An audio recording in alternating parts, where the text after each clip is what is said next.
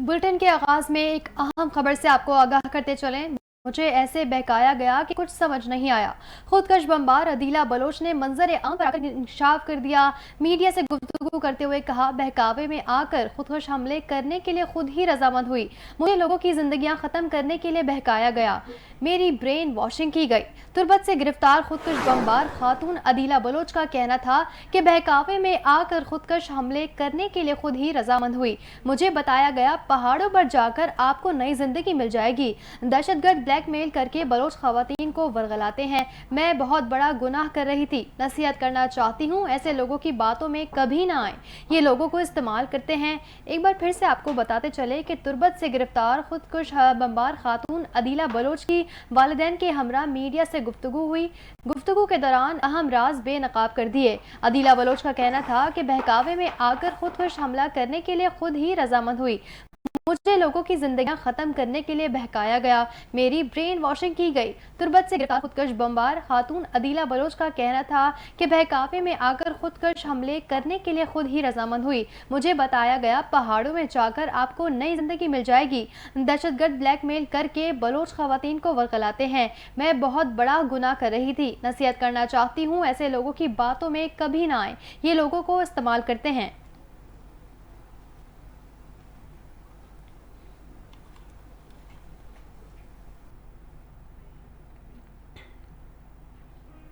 आलमी मालियाती फंड के executive board का इजलास आज वाशिंगटन में होगा। पाकिस्तान के लिए $7 अरब के कर्ज प्रोग्राम की मंजूरी दी जाएगी। पाकिस्तान के लिए IMF का नया बेल आउट पैकेज 37 माह पर मुहित होगा। मंजूरी से पाकिस्तान को दीगर आलमी इदारों ममालिक से भी फंड्स मिलेंगे।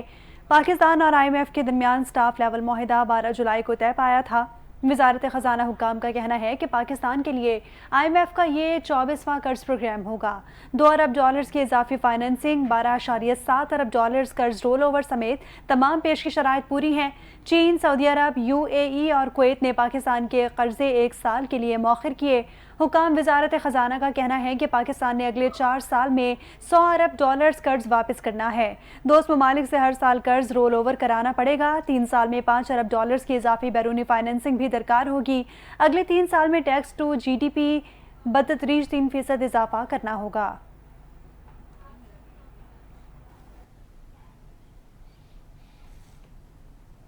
और यहाँ खबर शामिल करेंगे। सरबराह मुस्लिम लीग नून नवाज शरीफ और वजीर आला पंजाब मरीम नवाज से चीनी सफीर की मुलाकात हुई।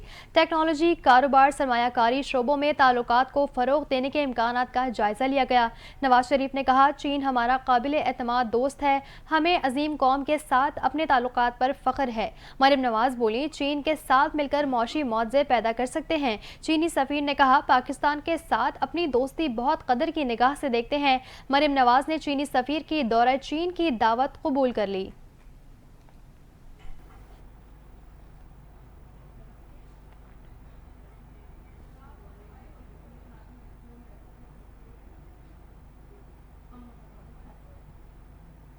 और यहाँ खबर शामिल करेंगे। सरबराह मुस्लिम लीग नून नवाज शरीफ और वज़ीर आला पंजाब मरीम नवाज से चीनी सफ़ीर की मुलाकात हुई। टेक्नोलॉजी, कारोबार, सरमायाकारी शोबों में ताल्लुकात को फ़रोग़ देने के इम्कानात का जायज़ा लिया गया। मरीम नवाज ने चीनी सफ़ीर के दौरे चीन की दावत भी कबूल कर ली। अहम इजलास के हवाले से नाज़रीन को अपडेट कर रहे हैं। सरबराह मुस्लिम लीग नून नवाज शरीफ और वज़ीर आला पंजाब मरीम नवाज से चीनी सफ़ीर की मुलाकात हुई है। गौहर सईद हमें ज्वाइन कर चुकी हैं। गौहर, आगाह कीजिएगा, इजलास की मज़ीद क्या अपडेट्स हैं आपके पास? जी जी गौहर। जी बिल्कुल। पाकिस्तान मुस्लिम लीग नून के सदर मोहम्मद नवाज शरीफ ने वज़ीर आला पंजाब मरीम नवाज शरीफ के हमरा जमहूरी चीन की सफीर जांग जोंग से मुलाकात की है। जबकि मुलाकात में टेक्नोलॉजी, कारोबार और सरमायाकारी के शोबों में ताल्लुकात को फ़रोग़ देने के इम्कानात का जायजा लिया गया है। और मुस्लिम लीग नून के सदर मोहम्मद नवाज शरीफ ने इस मौका पर कहा कि चीन हमारा काबिल एतमाद दोस्त है और हमें इस अजीम कौम के साथ अपने ताल्लुकात पर फ़ख्र है। इसके अलावा उन्होंने कहा कि मरीम नवाज शरीफ के अवाम के लिए बेहतर बहुत से फलाही मनसूबे की क़यादत कर रही हैं, जिनके साथ साथ पंजाब इंफ्रास्ट्रक्चर और टेक्नोलॉजी में चीन के ताउन का खैर मकदम करेगा। मजीद इससे आपको आगाह करूं कि मौका पर चीफ मिनिस्टर पंजाब नवाज शरीफ ने कहा कि हम चीन के साथ मिलकर मुआशी मुआवजे पैदा कर सकते हैं। उनका मजीद कहना था कि हम पंजाब में अपने चीनी दोस्त को खुशामदीद कहने के लिए हमेशा तैयार हैं। और वज़ीर आला ने चीनी सरमायाकारों को मराहत और सहूलियात फराहम करने के लिए मखसूस चाइनीज इकनॉमिक जोन की क़यादत तजवीज़ भी पेश की है। और वज़ीर आला मरियम नवाज शरीफ ने कहा है कि हम चीन की कामयाबी को अपनी कामयाबी समझते हैं। उन्होंने मजीद कहा कि पाकिस्तान गुर्बत में कमी के लिए चीन मॉडल से बहुत फायदा उठा सकता है। अवामी जमहूरिया चीन के सफीर जांग जोंग ने कहा कि चीन भी पाकिस्तान के साथ अपनी दोस्ती को बहुत कदर की निगाह से देखता है और पाकिस्तान मुस्लिम लीग नून की हुकूमतों में से दोस्ती में बड़ी पेशरफ्त हुई है। जी, नुमाइंदा एनटीएन गौहर सईद हमें अपडेट कर रही थी।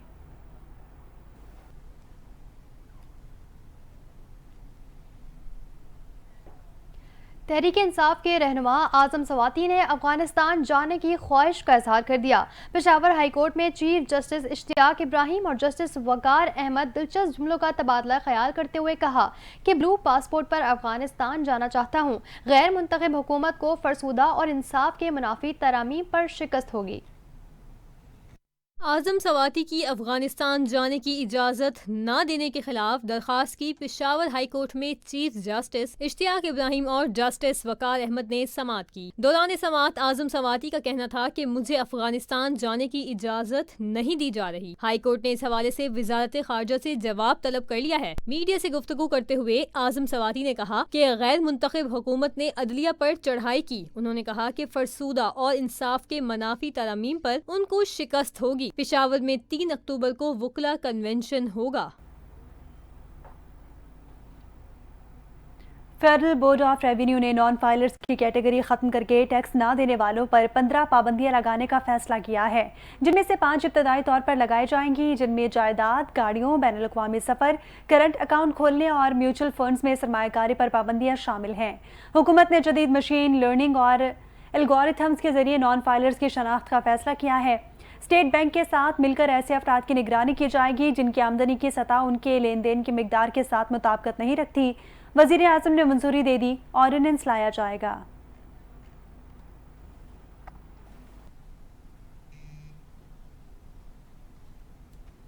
मुख्तलिफ कौमी बजट स्कीमों की शरह मुनाफे में कमी कर दी गई। वजारत खजाना की जानिब से मुख्तलिफ बचत स्कीमों के मुनाफे में कमी का नोटिफिकेशन जारी कर दिया गया है, जिसके मुताबिक नई शरह मुनाफे का इतलाक 25 सितंबर 2024 से होगा। नोटिफिकेशन के मुताबिक saving, special saving account, defence saving schemes का शरह मुनाफा कम कर दिया गया है, जबकि रेगुलर इनकम सर्टिफिकेट और बहबूद सेविंग सर्टिफिकेट पर भी पहले से कम मुनाफा मिलेगा। पेंशन और शोदा फैमिली वेलफेयर अकाउंट्स का सालाना मुनाफा भी कम कर दिया गया है। सर्विस स्कीमों की शरह मुनाफे में भी कमी की गई है। पेंशन, बेनिफिट और शोदा फैमिली वेलफेयर अकाउंट्स का मुनाफा 15.36% से कम होकर 14.16% रह गया।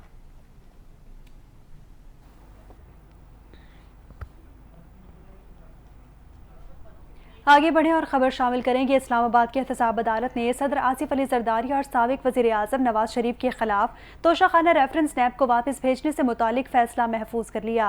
दरखास्त पर समाअत एहतसाब अदालत के जज आबिदा सज्जाद ने की। एहतसाब अदालत महफूज शुदा फैसला 14 अक्टूबर को सुनाएगी।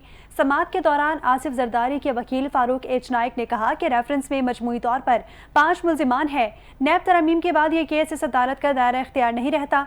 इस केस को वापस चेयरमैन नैब को भेज दिया जाए। एहतसाब अदालत के जज ने कहा कि फरीकैन इस नुक्ते पर मुत्तफिक हैं कि रेफरेंस इस अदालत का दायरा इख्तियार नहीं। जब ये केस आया था उस वक्त आसिफ अली जरदारी को सदारती इस्तिस्ना नहीं मिला था। नैब प्रोसिक्यूटर ने कहा कि अदालत सदर जरदारी को पहले ही इस्तिस्ना दे चुकी, ये केस यही रहेगा और जब तक इंसाफ आसिफ अली जरदारी को नहीं मिलता तब तक ये केस जारी रहेगा। वकील फारूक एच नाइक ने कहा कि अगर अदालत ये रेफरेंस पास रखती है तो ये कानून की खिलाफ वर्जी होगी। ये अदालत नैब के कार्य करतूत उन्हीं के सुपुर्द करे। प्रोसिक्यूटर ने कहा कि अदालत नवाज शरीफ की हद तक रेफरेंस वापस भेज दे, आसिफ जरदारी की हद तक स्टे रखे।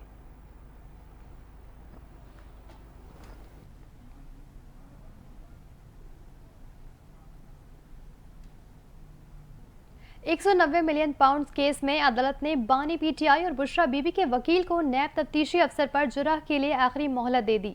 बानी पीटीआई और उनकी एहलिया बुशरा बीबी के खिलाफ 190 मिलियन पाउंड रेफरेंस की समाअत अडियाला जेल में हुई।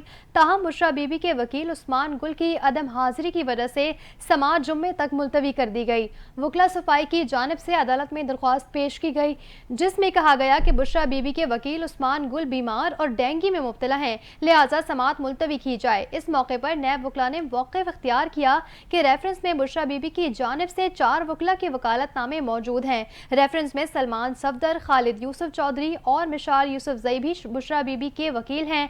उस्मान गुल का अगर बीमार हैं तो उन वकला को तलब करके आखिरी गवाह पर जरा कराई जाए। नैब वकला ने अदालत में मौक़िफ़ अपनाया कि इस्लामाबाद हाई कोर्ट से वकला सफाई खुद ऑर्डर लाए कि कार्रवाई को आगे बढ़ाया जाए।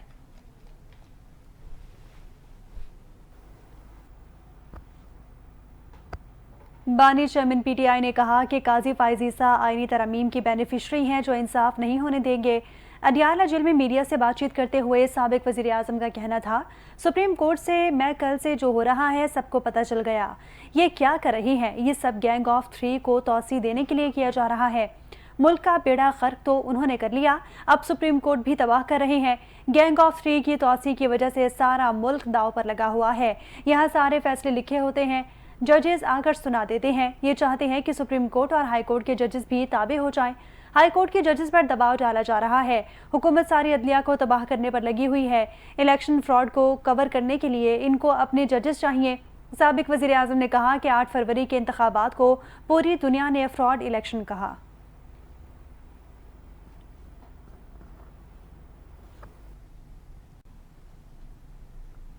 लाहौर हाई कोर्ट ने प्रैक्टिस एंड प्रोसीजर ऑर्डिनेंस 2024 के खिलाफ दरख्वास्त काबिल समाअत होने से मुतालिक फैसला महफूज कर लिया। Chief justice Lahore high court में मिस आलिया नीलम ने मुनीर अहमद की दरख्वास्त पर समाअत की। दरख्वास्त में प्रैक्टिस एंड प्रोसीजर ऑर्डिनेंस को गैर आइनी करार देने की इस्तदा की गई। वकील ने इस्तदा की ये मफाद आमा का केस है, दरख्वास्त को मंजूर किया जाए। वफाकी हुकूमत के वकील ने दरख्वास्त के दायरा इख्तियार पर एतराज़ उठाते हुए कहा कि दरख्वास्त सुप्रीम कोर्ट में दायर हो सकती है, इस पर समाअत करने का लाहौर हाई कोर्ट का दायरा इख्तियार नहीं बनता। अदालत दरख्वास्त को नाकाबिल समाअत करने दे तो मुस्तरद करे। अदालत ने इब्तदाई समाअत के बाद दरख्वास्त के काबिल समाअत होने या ना होने पर फैसला महफूज कर लिया।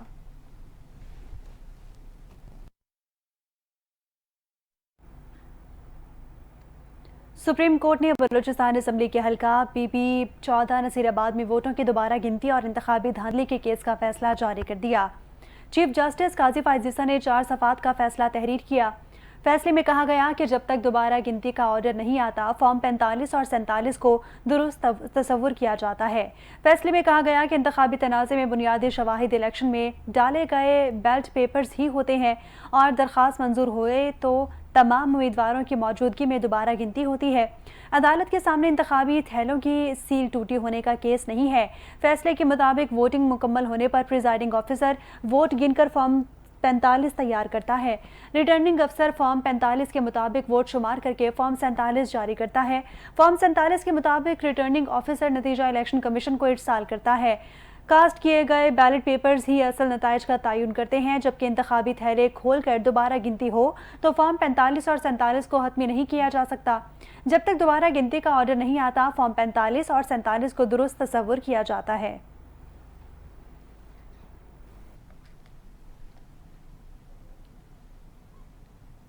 मखसूस नशस्तों से मुतालिक सुप्रीम कोर्ट के फैसले पर रद्द-ए-अमल देते हुए वफाकी वज़ीर इत्तलात अता तारण ने कहा है कि मखसूस नशस्तों के केस में पाकिस्तान तहरीक इंसाफ दावेदार ही नहीं थी तो किसी पार्टी को बगैर मांगे रिलीफ कैसे दिया जा सकता है।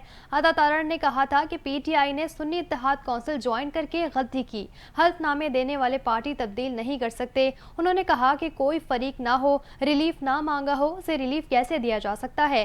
कौमी और पंजाब असम्बली के स्पीकर्स ने इलेक्शन कमीशन को खतूत लिखे हैं, आईनी और कानूनी सवालात का जवाब आना जरूरी है।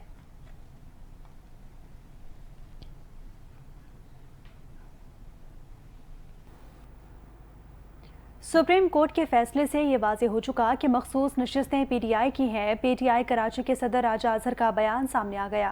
कहते हैं कि मुल्क में इस वक्त आइनी तरमीम की सियासत सरगर्म है। 2002 में बेनज़ीर भुट्टो ने आइन के लिए जो जंग लड़ी थी, आज बिलावल उससे अलग बात कर रहे हैं। कराची इंसाफ हाउस में प्रेस कॉन्फ्रेंस करते हुए पीटीआई कराची के सदर राजा अजहर का कहना था कि पिंडी के जलसे के बाद पीटीआई कराची में धरना देगी। हम आइन का तहफ़्फ़ुज़ और अदलिया बचाओ रैली निकालेंगे। इतवार के रोज शाम 4 बजे इस रैली का इनेकाद किया जाएगा। अक्टूबर का महीना इंशाल्लाह पाकिस्तान तहरीक इंसाफ कराची के लिए बड़ा ज़बरदस्त आ रहा है। आइन का तहफ़्फ़ुज़ और अदलिया बचाओ रैली हम इंशाल्लाह ताला कमिंग संडे करने जा रहे हैं, पुरअमन रैली करने जा रहे हैं। हमें उम्मीद है जिसके अंदर हम बार को भी इनवाइट करेंगे, तमाम बिजनेसमैन को, सिविल सोसाइटी को, तमाम लोगों को इनवाइट करेंगे, क्योंकि ये अदलिया का मामला है, आइन के तहफ़्फ़ुज़ का मामला है। हम इस सिलसिले में कमिश्नर कराची को दरख्वास्त दे चुके हैं परमिशन के लिए। कराची प्रेस क्लब से मज़ार कायद तक रैली निकाली जाएगी। रैली से वाज़े पैगाम दिया जाएगा कि खान के चाहने वाले कराची में मौजूद हैं।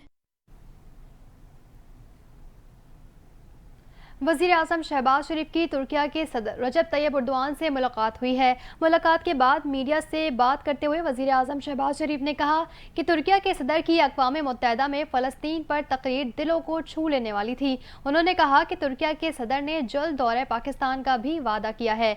वज़ीर आज़म शहबाज शरीफ ने यह भी कहा कि IMF की कड़ी शराइत पूरी कर दी हैं।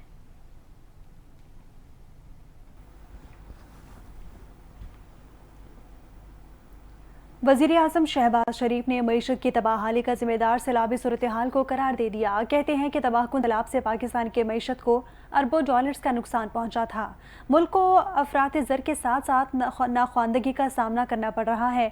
बहरानों, जंगों और बीमारियों के सिलसिले को मिलकर ख़त्म करने के लिए तमाम ममालिक को मिलकर इक़दामात करने होंगे। वज़ीर आज़म शहबाज शरीफ का कहना है कि तबाहकुन सैलाब से पाकिस्तान की मईशत को अरबों डॉलर का नुकसान हुआ। स्कूलों से बाहर करोड़ों बच्चों को तालीम की फराहमी एक बड़ा चैलेंज है। न्यूयॉर्क में वज़ीर आज़म शहबाज शरीफ ने SDG मूवमेंट इजलास के पैनल मुबाहिसे में शिरकत की। इस मौके पर उन्होंने कहा कि बहरानों, जंगों को और बमबारी को सबको मिलकर खत्म करना है। तमाम ममालिक को मिलकर जंगें रोकना होंगी। न्यूयॉर्क में वज़ीर आज़म ने मालदीव के सदर डॉक्टर मोइज़ो से भी मुलाकात की, जिसमें तिजारत और दीगर शोबों में ताउन बढ़ाने के अज़्म का इजहार किया। वज़ीर आज़म शहबाज शरीफ अक़वाम मुत्तहिदा जनरल असम्बली के इफ्तिताही इजलास में वफ़द के साथ शरीक हुए। वो जनरल असम्बली इजलास से 27 सितंबर को खिताब करेंगी। सिंध के सरकारी मुलाजमीन के लिए बड़ी खबर है। आपको बताते चलें, सिंध सेक्रेटरीट के मुलाजमीन के लिए हेल्थ इंश्योरेंस की मंजूरी दे दी गई है। सिंध सेक्रेटरीट के मुलाजमीन और उनके लवाहिकीन के लिए हेल्थ इंश्योरेंस का मुआहदा हो गया। इसी पर तफसीलात जानते हैं अपने नुमाइंदे साकिब सिद्दीकी से। जी साकिब, अपडेट कीजिए। जी बिल्कुल, हमारा महंगाई के इस दौर में घर चलाने के साथ साथ इलाज मुआवजा कराना भी बहुत मुश्किल हो गया है। सिंध सेक्रेटेरिएट, वज़ीर आला हाउस, गवर्नर सेक्रेटेरिएट और सिंध असम्बली के मुलाजमीन और उनके अहल खाना के लिए हुकूमत और स्टेट लाइफ इंश्योरेंस के माबैन मुआहदा हुआ है। मेडिकल हेल्थ इंश्योरेंस सिंध के इस सरकारी मुलाजमीन के लिए बड़ी खुशखबरी है। मुआहदे के तहत सिंध सेक्रेटेरिएट, वज़ीर आला हाउस, गवर्नर हाउस और सिंध असम्बली के मुलाजमीन को सहूलियात जो है फराहम की जाएंगी।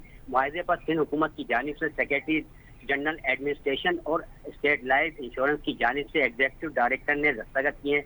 Secretary general administration Sohail Ahmed Qureshi का कहना है कि इलाज की मद में हर खानदान के हर फर्द को 7 लाख रुपए की पॉलिसी होगी। पॉलिसी के तहत मुल्क के 175 अस्पतालों में जो है मुलाजमीन इलाज करवा सकेंगे। सेक्रेटरी मुलाजमीन ने हुकूमत के इस फैसले को सराहते हुए इससे मुलाजमीन में जो है खुशी की एक लहर दौड़ गई है। और इसके साथ साथ जो है सिपा के सदर जो है उन्होंने वज़ीर आला सिंध मुराद अली शाह और चीफ सेक्रेटरी सैयद आसिफ हैदर शाह को इस बारे में जो है बहुत उनका शुक्रिया अदा किया है। उसके साथ साथ तमाम मुलाजमीन जो है कहते हैं कि ये एक अच्छा इकदाम है। जी ठीक है, बहुत शुक्रिया हमें अपडेट करने के लिए।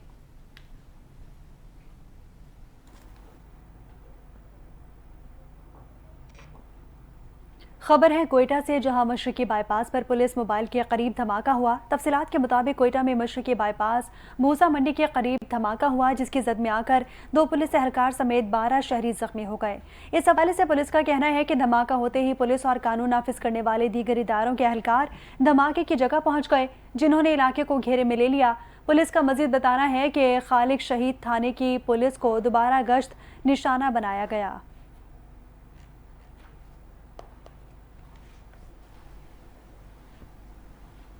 इसी के साथ ही न्यूज़ बुलेटिन से फिल वक्त इतना ही। मजीद न्यूज़ और अपडेट्स के लिए देखते रहिए NTN न्यूज़।